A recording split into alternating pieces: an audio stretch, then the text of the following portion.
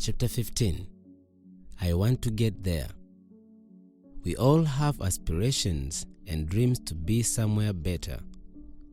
We all want to get there. I mean, even those who may not have much hope in themselves still want to get there if given an opportunity. This not just limited to Christianity and religious matter. It can also be applied in life, getting through education or even a promotion. You are trying to get there. Our vision often blurs and we become vulnerable whenever we are around people who are there already. We want to fit in their category and tend to trend in their routes as we walk out our way. Just because we entered the train together, does it mean we share vision and destiny and we arrive together? Our getting there is different, which is why we need to differentiate our goals, knowing where we are heading when the grace is over and time to change routes is ideal. I thought I was there. What more is there? I was, but only when I was around a strong, grounded individual. With a desire for God, I found myself thinking I could preach.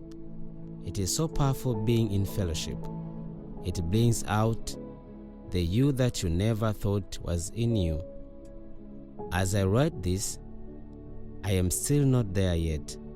So the question is, what do I have to do get there? I mean, it's utterly impossible for a ball which is not being kicked around to reach in the goal post. Well, there is a work to be done. It may not take 90 minutes, but whichever long it takes, the goal is the victory over the enemy. He never wins unless we don't fight. So the question is, what do I have to do to get there? I mean, it's utterly impossible. It is a fact of life that negative speaks louder than positive, and the enemy's work is to steal, kill, and destroy. In fact, some philosophers said that a lie goes around the world when the truth is still putting on the boots. Most of the time we hear the negative. It is a weapon fashioned against our progress. We even tell it to ourselves, I am not good enough. Everyone is ahead of me. All my peers are progressing and so on. So, when do we hear positivity? I tend to have slight fear to be quick to act and maybe quick to speak. I will wait for the next round. I will sit on the sideline and watch first. Positivity is not being loud.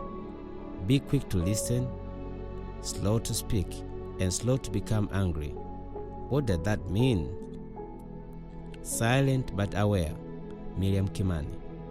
Sometimes, silence is the focusing lens so that we don't miss out what we need to hear. Without listening, we just might lose directions and possibly end up in a whale like Jonah. The should have, would have, and could haves wouldn't become a regret because of wasting time. Sometimes we miss our goal, whereas we would have reached there a long time ago. Just like a test. You fail, you redo it. Often, God will not elevate you to the next stage if you haven't passed the first. This is realistic. You don't pass, you remain on the same level. This explains the life of stagnation that some of us are trapped in. Compare this case with a young child who desires to walk. Unless they are first able to stand on their own, they cannot expect to run. They have to learn to stand and walk by supporting themselves on tables and chairs. Then once they perfect that, they can walk without the backing. And once they excel in that, they can now practice running. A simple thing that takes skills can help you 1,000 miles. Miriam Kimani.